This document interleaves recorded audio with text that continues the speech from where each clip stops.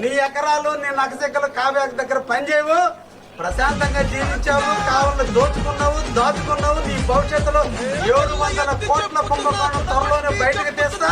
వచ్చింది స్థానికుడు. ముసళ్ళ పండగ పెట్టుకోక నాతోనే పెట్టుకున్నావు.